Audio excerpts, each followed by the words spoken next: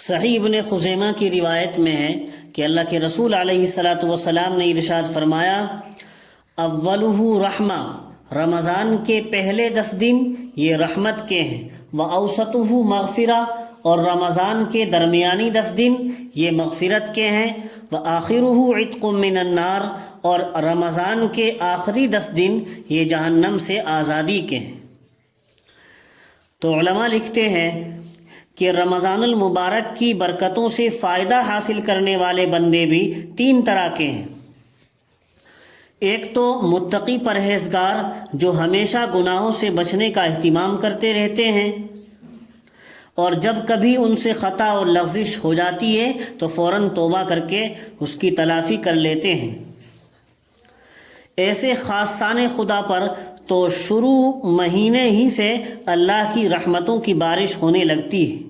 ایسے خاص لوگوں پر شروع مہینے ہی سے اللہ کی رحمتوں کی بارش ہونے لگتی ہے۔ دوسرے وہ لوگ جو ایسے متقی اور پرہیزگار تو نہیں ہوتے مگر بالکل گئے گزرے بھی نہیں ہوتے، تو ایسے لوگ جب رمضان المبارک کے ابتدائی حصے میں روزوں اور دوسرے اعمال خیر کے ذریعے اپنے حال کو بہتر بنا لیتے ہیں تو درمیانی حصے میں ان کی بھی مغفرت اور معافی کا فیصلہ فرما دیا جاتا ہے۔ تیسرے وہ لوگ جو اپنے نفسوں پر ظلم کر کے اپنے حال کو بدتر بنائے ہوئے ہیں اور اپنی بدعمالیوں کی وجہ سے گویا وہ پورے دوزخ کے مستحق ہو چکے ہوتے ہیں، وہ بھی جب رمضان المبارک میں عام مسلمانوں کے ساتھ روزے رکھ کر اور توبہ استغفار کر کے اپنی ان سیاہ کاریوں کی کچھ تلافی کر لیتے ہیں تو اخیر عشرے میں جو دریائے رحمت کے جوش کا عشرہ ہوتا ہے، اللہ تعالیٰ دوزخ سے ان کی بھی رہائی اور نجات کا فیصلہ فرما دیتے ہیں۔ عارف باللہ حضرت مولانا ڈاکٹر عبدالحی جو حضرت تھانوی کے خلیفہ تھے، انہوں نے فرمایا کہ رمضان المبارک کے 3 عشرے اس دعا کے مصداق ہیں، ربنا آتنا فی الدنیا حسنہ۔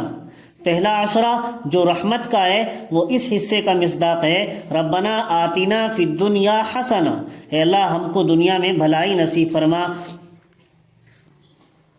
اور دوسرا عشرہ جو مغفرت کا ہے وہ اس ٹکڑے کا مصداق ہے، وفی الآخرۃ حسنہ، اور آخرت میں بھی بھلائی سے نواز۔ اور تیسرا عشرہ جو دوزخ سے آزادی کا ہے وہ اس جز کا مصداق ہے، وقنا عذاب النار، اور ہم کو دوزخ کے عذاب سے محفوظ فرما۔ پھر اسی صحیح ابن خزیمہ کی روایت میں آخر میں نبی اکرم علیہ الصلاۃ والسلام نے رمضان المبارک میں دستور العمل کی حیثیت رکھنے والے 4 کاموں کو بڑی اہمیت کے ساتھ بیان فرمانے کے بعد ان کو کرنے کی تاکید بھی فرمائی ہے، اس لیے ان کا اہتمام نہایت ضروری اور لازمی ہے۔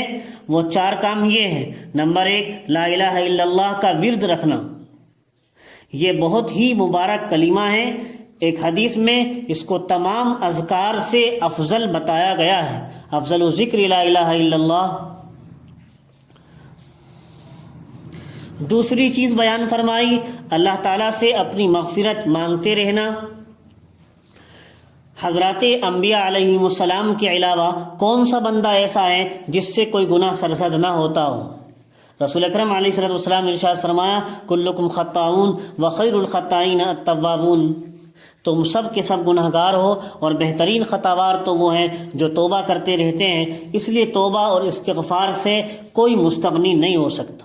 اور یہ مبارک مہینہ ذات باری تعالیٰ نے بنایا ہی مغفرت و بخشش کے لیے، اس لیے اس میں خاص طور پر توبہ اور استغفار کا معمول رکھا جائے، اس لیے اس مہینے میں خاص طور پر توبہ اور استغفار کا معمول رکھا جائے۔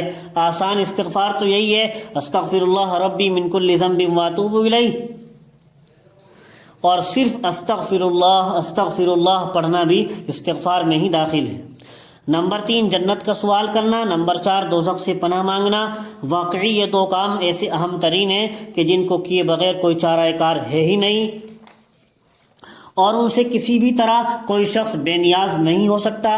جب دنیا کی گرمی سردی کی ہمیں سہار اور برداشت نہیں ہے تو دوزخ کی آگ کیسے برداشت ہو سکتی ہے، اور جنت میں جائے بغیر کیسے سکون اور چین مل سکتا ہے؟ اس لیے موقع بموقع دل کی گہرائی سے جنت کا سوال ہم کرتے رہیں اور اللہ سے دوزخ سے پناہ مانگتے رہیں۔ اللہ تعالی ہم سب کو جنت الفردوس عطا فرمائے اور دوزخ سے اپنی پناہ میں رکھے، آمین یا رب العالمین۔